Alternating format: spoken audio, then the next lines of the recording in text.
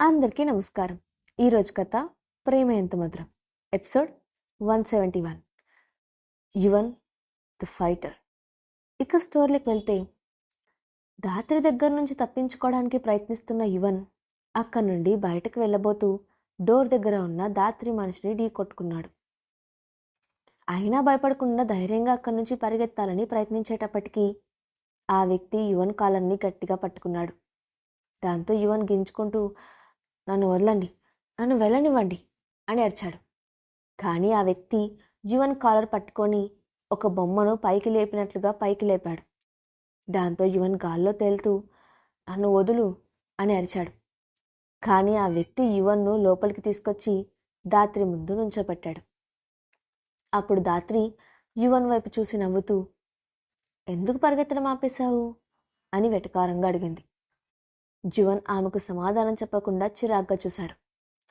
యువన్ ఒక్క మాట మాట్లాడకపోయినా తన చూపులతో చేతలతో ఆమెపై తనకి ఉన్న ద్వేషాన్ని దాత్రికి తెలిసేలా చేస్తున్నాడు. దాంతో దాత్రి కోపంగా, నీ అమ్మలో ఉన్న పొగరు మొత్తం నీలో కనబడుతోంది. నువ్వు నా దగ్గర నుండే పారిపోవడానికి ట్రై చేస్తావా? పైగా నన్ను కొరుకుతావా అంటూ కోపంగా చూసి ఒక్కసారిగా తన చెంపను గట్టిగా పట్టుకొని గట్టిగా గిల్లినట్లు మెలితిప్పడం మొదలుపెట్టింది. ఆ నొప్పికి తట్టుకోలేని యువన్ అమ్మా అని అరిచాడు. అది చూసి దాత్రి రాక్షసానందం పొందింది. ఇంతలో ఆమెకు ఏదో ఆలోచన వచ్చినట్లయింది. దాంతో యువన్ బుగ్గను వదిలేసి అతని కళ్ళల్లోకి చూస్తూ, సరే ఒకటి చెప్పు, నువ్వు నిజంగా ఇక్కడి నుంచి వెళ్ళిపోవాలనుకుంటున్నావా అని అడిగింది. ఆ మాట వినగానే యువన్ ఆశగా ఆమె వైపు చూశాడు. కానీ ఆమె తనను వదిలిపెడుతుందన్న నమ్మకం యువన్కి కలగలేదు. దాంతో ఆమెకు సమాధానం చెప్పకుండా ముఖం పక్కకు తిప్పుకున్నాడు. అప్పుడు దాత్రి చిన్నగా నవ్వి, నేను నిజమే చెప్తున్నాను. నేను చెప్పినట్లు చేస్తే నిన్ను ఇక్కడి నుంచి పంపించేస్తాను అని అంది. అది విని యువన్ ఇంట్రెస్టింగ్గా ఆమె వైపు చూశాడు. కానీ ఆమెపై నమ్మకం లేనట్లుగా, నేను మీ మాటల్ని నమ్మను అని అన్నాడు. దాత్రి నవ్వి, నాకు తెలుసు నువ్వు చాలా తెలివైన వాడివి, కానీ ఇప్పుడు నేను చెప్పినట్లు చేస్తే నిజంగా నిన్ను ఇక్కడి నుంచి పంపించేస్తాను అని అంది. ఏం చేయాలి అనుమానంగా అడిగాడు యువన్. చిన్నవాడైనా సరే ఏమాత్రం తగ్గకుండా పోటాపోటీగా మాట్లాడుతుండడంతో దాత్రి ఆ పిల్లాన్ని లోపలే మెచ్చుకోకుండా ఉండలేకపోయింది. ఆ తర్వాత మెల్లగా, ఏం లేదు యువన్, చాలా సింపుల్. ఇక నుంచి నువ్వు ఆ స్నేహాను మమ్మీ అని పిలవకూడదు. అక్షయ్ను నేను పెళ్లి చేసుకోబోతున్నాను. ఒకవేళ నువ్వు అక్షయ్ను డాడీ అని పిలవాలి అనుకుంటే నేను నీకు స్టెప్ మదర్ అవుతాను. కాబట్టి నన్ను నువ్వు మమ్మీ అని పిలవాలి.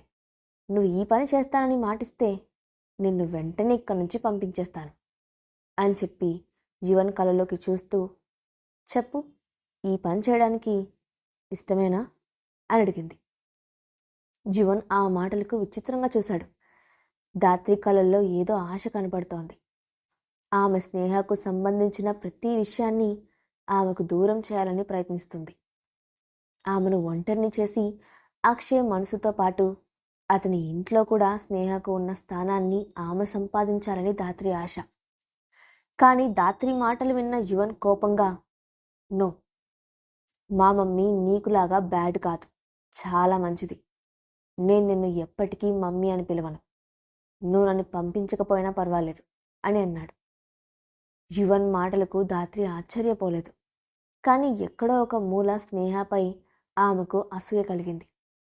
ఆమెను అక్షయ్తో సహా అందరూ అంతలా ఎందుకు ఇష్టపడుతున్నారో ఆమెకు అర్థం కాలేదు. దాత్రికి ఒక్కసారిగా స్నేహపై కోపం ముంచుకొచ్చింది. దాంతో ఆమె ఎదురుగా ఉన్న యువన్ వైపు క్రూరంగా చూస్తూ మళ్ళీ యువన్ బుగ్గను పట్టుకొని కోపంగా మెలితిప్పుతూ, నీకు చాలా పొగరుందని నాకు తెలుసు, కానీ నేను చెప్పినట్లు నువ్వు చేయకపోతే ఎప్పటికీ నువ్వు ఇక్కడే ఉండిపోతావు. ఇక్కడి నుంచి నువ్వు అడుగు కూడా బయటపెట్టలేవు అని బెదిరించింది. ఆమె యువన్ చెంపను గట్టిగా పట్టుకోవడంతో ఆ నొప్పికి అతని కళ్ళల్లో నీళ్లు తిరుగుతున్నాయి. అతని చెంప ఎర్రగా కందిపోయింది. కానీ యువన్ తన ముఖంలో ఏమాత్రం భయాన్ని చూపించకుండా ఆమె వైపు సూటిగా చూశాడు. అదంతా చూస్తున్న దాత్రి అనుచరుల్లో కొంతమంది లోపలే బాధపడ్డారు. ఒక చిన్న పిల్లవాడు దాత్రిని అంత ధైర్యంగా ఎదిరించడం చూస్తుంటే వాళ్లకు ముచ్చటేసింది. కానీ ఆమె చేతుల్లో యువన్ బాధపడడం చూసి వాళ్ళు ఏమీ చేయలేక తలలు పక్కకు తిప్పుకున్నారు. దాత్రి మాటలకు యువన్ మొండిగా తల పైకెత్తి కళ్ళ నిండా నీళ్లతో ఆమె వైపు చూస్తూ కోపంగా పిడికిలు బిగించి, నువ్వు చాలా చెడ్డదానివి.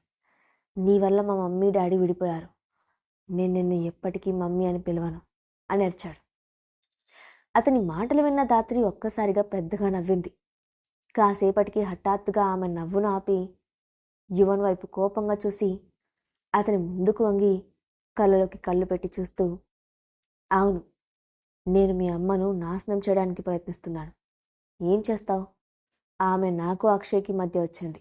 అందుకే ఆమెను ప్రశాంతంగా ఉండనివ్వను. అలాగే నువ్వు డాడీ అని పిలుస్తున్న అక్షయ్ను కూడా నేను త్వరలోనే పెళ్లి చేసుకుంటున్నాను. దీనిని ఎవ్వరూ మార్చలేరు అని అంది. ఆ మాటలకు యువన్కి కోపం పెరిగిపోతోంది. కానీ దాన్ని దాత్రిపై ఎలా చూపించాలో అతనికి అర్థం కావడం లేదు. ఆక్రోశంతో యువన్ కళ్ళ వెంట నీళ్లు కారిపోతున్నాయి. అప్పుడు దాత్రి నవ్వుతూ నిటారుగా నుంచొని, అయినా నువ్వు బాధపడకు. నేను నువ్వు అనుకున్నంత చెడ్డదాన్ని కాదు. నిన్ను తిరిగి పంపించేస్తాను. కానీ నువ్వు ఇక్కడి నుంచి వెళ్ళిన తర్వాత ఇక మీ డాడీని కలిసే ఆలోచనను మానుకోమని మీ అమ్మతో చెప్పు. ఇక ఆమె అక్షయ్ని కలవడం అసాధ్యం అని అంది. ఆ మాటలు యువన్ మనసుకి బాధను కలిగించాయి. ఆ ఆవేదనతో తెల్లనైన అతని ముఖం ఎర్రగా మారిపోయింది. అది చూసి దాత్రి ఆనందంగా నవ్వుతూ, యువన్, నీకో విషయం చెప్పనా? మీ డాడీ, అదే నా అక్షయ్, ఎప్పుడూ నీ గురించి ఆలోచిస్తూ ఉన్నాడు. కానీ అది కొన్ని రోజులే. త్వరలో అక్షయ్ను పెళ్లి చేసుకుంటున్నాను. ఆ తర్వాత మాకు కూడా ఒక కొడుకు పుడతాడు. అప్పుడు అక్షయ్కి నువ్వు అసలు గుర్తే రావు. ఇన్ఫ్యాక్ట్ నువ్వు ఒకడు ఉన్నావన్న సంగతే అతను మర్చిపోతాడు. అలాగే మీ అమ్మ కూడా జీవితాంతం ఏడుస్తూనే బ్రతుకుతుంది. ఆమెను ఎప్పటికీ ఎవ్వరూ పెళ్లి కూడా చేసుకోరు అంటూ ఆనందంగా నవ్వింది. ఆమె మాటలు విని యువన్ ఇక కోపం కంట్రోల్ చేసుకోలేకపోయాడు. దాంతో ఆవేశంగా అరుస్తూ, లేదు, నువ్వు అన్ని అబద్ధాలు చెప్తున్నావు. మా డాడీ ఎప్పటికీ నిన్ను పెళ్లి చేసుకోడు. మా మమ్మీ అంటే మా డాడీకి చాలా ఇష్టం. నువ్వే ఎప్పటికీ సింగిల్గా ఉంటావు. మా డాడీకి నువ్వు అవసరం లేదు అని అరిచాడు. ఆ మాట వినగానే దాత్రి తన కనుబొమ్మల్ని పైకి లేపి యువన్ వైపు తీవ్రంగా చూసింది. వెంటనే తన చేతిని పైకెత్తి యువన్ చెంపపై కొట్టబోతున్నట్లుగా వేగంగా ఆమె చేతిని గాల్లో కదిలించింది. అది చూసిన యువన్ వెంటనే తన ముఖానికి చేతిని అడ్డంగా పెట్టుకున్నాడు. కానీ దాత్రి చెయ్యి హఠాత్తుగా యువన్ చెంపకు సెంటీమీటర్ దూరంలో ఆగిపోయింది. వెంటనే ఆమె తన పిడికిల్ని బిగించి తన చేతిని వెనక్కి తీసుకుంది. ఆమె చెయ్యి ఇంకా తనను తాకకపోవడంతో యువన్ మెల్లగా ముఖంపై నుండి చేతులు తీసి భయంగా ఆమె వైపు చూశాడు. అప్పుడు దాత్రి అతని వైపు చూసి చిన్నగా నవ్వి తన చేత్తో తన బుగ్గపై తట్టి, నువ్వు ఒక పిల్ల పిచ్చుకువి. నేను తలుచుకుంటే నేను ఈ క్షణంలో ఏదైనా చేయగలను. కానీ జాలితో వదిలేస్తున్నాను. నువ్వు కొంచెం నీ నోటిని జాగ్రత్తగా వాడాలి అంటూ బుగ్గను ఒకసారి గట్టిగా లాగి వదిలేసింది. దాంతో యువన్ ఏం మాట్లాడకుండా తలదించుకున్నాడు. నిజానికి దాత్రి చివరి నిమిషంలో అక్షయ్ గురించి ఆలోచించి యువన్పై చేయి చేసుకోకుండా ఆగింది. దాత్రి యువన్ను కొట్టినట్టు హింసించిందని తెలిస్తే అక్షయ్ ఆమెను వదిలిపెట్టడు. అందుకే ఆమె మనసులో ఉన్న భయం యువన్ను కొట్టకుండా ఆపింది. ఆమె ఆలోచనలో ఉండగానే హఠాత్తుగా గుడుగుడుమంటూ ఏదో వింత శబ్దం వినిపించింది. దాంతో ఆమె ఆలోచనల నుంచి బయటకు వచ్చి యువన్ వైపు చూసింది. యువన్ తన చెయ్యి పొట్టపై పెట్టుకొని ఉన్నాడు. దాంతో అతని పొట్టలో ఆకలికి పేగులు శబ్దం చేస్తున్నాయని అర్థం చేసుకుంది దాత్రి. అక్కడికి తీసుకొచ్చినప్పటి నుండి యువన్ భోజనం చేయలేదని కాసేపటి క్రితమే తన మనుషులు చెప్పిన మాటలు ఆమె గుర్తొచ్చాయి. దాంతో ఆమె వెంటనే తన వాళ్ళ వైపు చూసి, చిన్నపిల్లాడు ఇన్ని రోజుల నుంచి భోజనం చేయకపోతే ఏం చేస్తున్నారు? ముందు వెళ్ళి యువన్కి ఇష్టమైన భోజనం తీసుకురండి అని చెప్పి యువన్ వైపు చూస్తూ, యువన్, నీకేం ఇష్టమో చెప్పు, అదే తెప్పిస్తాను అని అడిగింది. కానీ యువన్ ఆమెకు సమాధానం చెప్పకుండా ముఖం తిప్పుకున్నాడు. దాత్రి నవ్వుకుంటూ, సరే, యువన్ కోసం మంచి చికెన్ బిర్యానీ, కేఎఫ్సి చికెన్ అన్నీ తీసుకురండి అని చెప్పింది. చికెన్ పేరు వినగానే యువన్ కళ్ళు మెరవడం ధాత్రి గమనించింది. కాసేపటికి భోజనం తీసుకువచ్చిన ఆమె అనుచరుడు గదిలో ఉన్న టేబుల్పై ప్లేట్లో సర్ది పెట్టాడు. గుమాయించే బిర్యానీ స్మెల్, నోరూరించే చికెన్ పీస్లు చూడగానే యువన్ నోట్లో లాలాజలం ఊరుతోంది. అయినా యువన్ మొండిగా తన కోరికను చంపుకుంటూ గుటకలు మింగుతున్నాడు. అప్పుడు ధాత్రి యువన్ గడ్డం పట్టుకొని పైకి లేపుతూ, ఇంకా ఎందుకు వెయిట్ చేస్తున్నావు, త్వరగా వెళ్ళి తిను అని చెప్పింది. యువన్ వెంటనే తల అడ్డంగా ఊపుతూ ఆమె వైపు అనుమానంగా చూసి, నువ్వు ఇందులో పాయిజన్ కలిపి ఉంటావు, నేను తినను అని అన్నాడు. ఆ మాట వినగానే ధాత్రి పెద్దగా నవ్వి యువన్ ముందుకు వంగి, నేను నిన్ను చంపాలంటే పాయిజన్ కలిపి చంపడానికి ప్లాన్ వేయాలా, ఎప్పుడో చంపేసేదాన్ని కదా అని అంది. ఆ మాటకు యువన్ ఏం సమాధానం చెప్పకుండా మౌనంగా ఉండడంతో, నువ్వు తినకపోతే నేను ఎప్పటికీ ఇక్కడి నుండి పంపించను, ఇక నీకు భోజనం కూడా పెట్టను, అప్పుడు నువ్వు నిజంగానే ఆకలితో చచ్చిపోతావు, ఆ తర్వాత నువ్వు ఎక్కడున్నావు కూడా ఎవరికీ తెలియదు అని అంది. ఆ మాట వినగానే యువన్ కళ్ళు పెద్దవి చేస్తూ ఆమె వైపు ఆశగా చూసి, అంటే నేను ఇది తింటే నువ్వు నన్ను ఇక్కడ నుండి పంపిస్తావా అని అడిగాడు. ఆ మాటకు ధాత్రి సమాధానం చెప్పకుండా, ముందు నువ్వు మాటలు మానేసి ఫుడ్ తిను అని అంది. దాంతో యువన్ వెంటనే తల తిప్పి భోజనం వైపు చూశాడు. ధాత్రి నిజం చెప్పినా అబద్ధం చెప్పినా అతనికి ప్రస్తుతం కడుపులో బాగా ఆకలిగా అనిపించడంతో ఆమె మాటల గురించి ఇక పట్టించుకోదలుచుకోలేదు. వెంటనే వెళ్ళి చైర్లో కూర్చొని హడావిడిగా భోజనం చేయడం మొదలుపెట్టాడు. గబగబా తింటున్న యువన్ వైపు చూసి నవ్వుకున్న ధాత్రి అక్క నుండి బయటకు వెళ్ళింది. అన్నం తింటున్న యువన్ తల పైకెత్తి బయటకు వెళ్తున్న ధాత్రి వైపు మౌనంగా చూస్తూ, బ్యాడ్ ఆంటీ, నన్ను బయటకు వెళ్ళనివ్వకపోయినా పర్వాలేదు, నేను బాగా ఫుడ్ తిని స్ట్రాంగ్ అవుతాను, మళ్ళీ ఫుల్ స్ట్రెంగ్త్తో ఇక్కడి నుంచి పారిపోవడానికి ట్రై చేస్తాను అని తనకు తాను చెప్పుకొని తాను అన్నం తినడానికి ఒక కారణాన్ని వెతుక్కున్నాడు. బయటకు వెళ్ళిన ధాత్రి తన మనుషులతో, నేను మళ్ళీ సాయంత్రం వస్తాను, ఆ పిల్లాన్ని జాగ్రత్తగా చూడండి, టైంకి భోజనం పెట్టండి, తినకపోయినా సరే ఏదో ఒకటి చెప్పి అతను తినేలా చూడండి అని ఆర్డర్ వేసింది. ఓకే మేడం అంటూ అందరూ వినయంగా తల ఊపడంతో ధాత్రి అక్కడి నుండి నేరుగా ఆఫీస్కి వెళ్ళింది. తన క్యాబిన్లో కూర్చొని జరిగిన విషయాలన్నింటినీ గురించి ఆలోచించడం మొదలుపెట్టింది ధాత్రి. యువన్ లాంటి తెలివైన పిల్లాన్ని కిడ్నాప్ చేసి ఎక్కువ రోజులు ఉంచడం అంత తేలికైన పని కాదు. ఇప్పుడు నా కళ్ళ ముందే ఇక్కడ నుండి పారిపోవడానికి ప్రయత్నించాడు. ఖచ్చితంగా ఏదో ఒక రోజు తప్పించుకుంటాడు.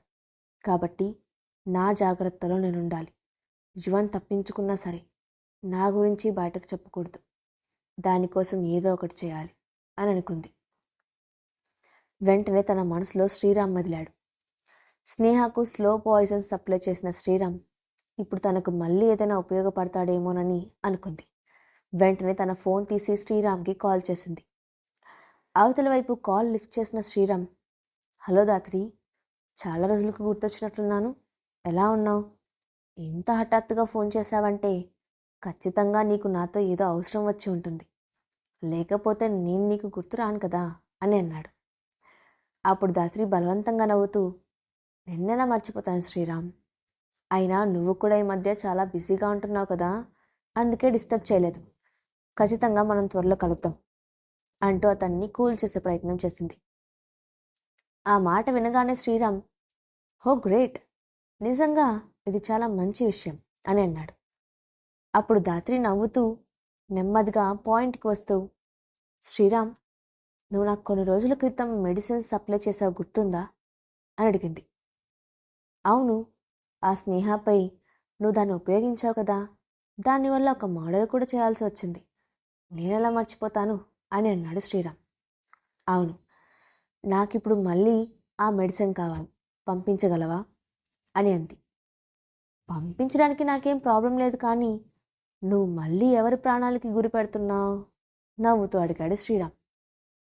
ఆ మాటకు ధాత్రి ఒక క్షణం సైలెంట్గా ఉండి, ఈసారి నేను ప్రాణాలు తీయాలని అనుకోవడం లేదు, అందుకే కాస్త డోస్ తక్కువగా ఉన్న పిల్స్ పంపించు అని అంది. ఓకే, ఇప్పుడే పంపుతాను. నా మనిషి నిన్ను కాంటాక్ట్ అవుతాడు అని చెప్పాడు శ్రీరామ్. థ్యాంక్ యూ అని చెప్పి ఆనందంగా ఫోన్ డిస్కనెక్ట్ చేసింది ధాత్రి. ఆ తర్వాత తను చేయబోయే పనిని తలుచుకొని క్రూరంగా నవ్వుకుంటూ, యువన్, మొన్న మీ అమ్మ ఈ మెడిసిన్ను టేస్ట్ చూసింది, ఇప్పుడు నువ్వు కూడా చూస్తావు అని అనుకుంది. సాయంత్రం అవుతూ ఉండగా ఆమెను కలవడానికి శ్రీరామ్ పంపించిన మనిషి వచ్చాడు. ఎవరికి అనుమానం రాకుండా స్వీట్ బాక్స్లో టాబ్లెట్స్ తీసుకొచ్చి అతను దాన్ని ధాత్రిని కలవడానికి వచ్చినట్లుగా వచ్చి ఆమెకు టాబ్లెట్స్ అందించాడు. అతను శ్రీరామ్ పంపించిన మనిషి అని అర్థం చేసుకున్న ధాత్రి నవ్వుతూ బాక్స్ తీసుకొని, థ్యాంక్ యూ, ఈ స్వీట్స్ కూడా ఇంతకుముందు స్వీట్స్ లాగే టేస్ట్గా ఉంటాయని అనుకుంటున్నాను అని అంది. అతను కూడా, తప్పకుండా టేస్టీగా ఉంటాయి, ఒకసారి నోట్లో వేసుకుంటే ప్రపంచంలో ఏదీ గుర్తుండదు, అన్నీ మర్చిపోవచ్చు అంటూ ఇండైరెక్ట్గా ఆ టాబ్లెట్ వేసుకున్న వాళ్ళకి ఏం గుర్తుండదని చెప్పాడు. అది విన్న ధాత్రి ఆనందంగా, నాకు కావాల్సింది కూడా అదే, ఇంత మంచి స్వీట్స్ పంపించినందుకు శ్రీరామ్ గారికి థ్యాంక్స్ చెప్పండి అని అంది. తప్పకుండా మేడం, ఇక నేను బయలుదేరుతాను అని చెప్పి అతను అక్కడి నుంచి వెళ్ళిపోయాడు. ధాత్రి ఆ బాక్స్ వైపు ఆనందంగా చూసి, ఇప్పుడు ఆటలో అసలైన మజా వస్తుంది అనుకుంటూ లేచి మళ్ళీ యువన్ దగ్గరికి వెళ్ళింది. ధాత్రి తాను తెచ్చిన మెడిసిన్ను యువన్కి ఇస్తుందా? కిడ్నాప్లో చిక్కుకున్న యువన్, యాక్సిడెంట్లో చిక్కుకుపోయిన స్నేహ, వారి కోసం వెతుకుతున్న అక్షయ్ పరిస్థితి ఏంటి? నెక్స్ట్ పార్ట్లో చూద్దాం. Thanks for watching.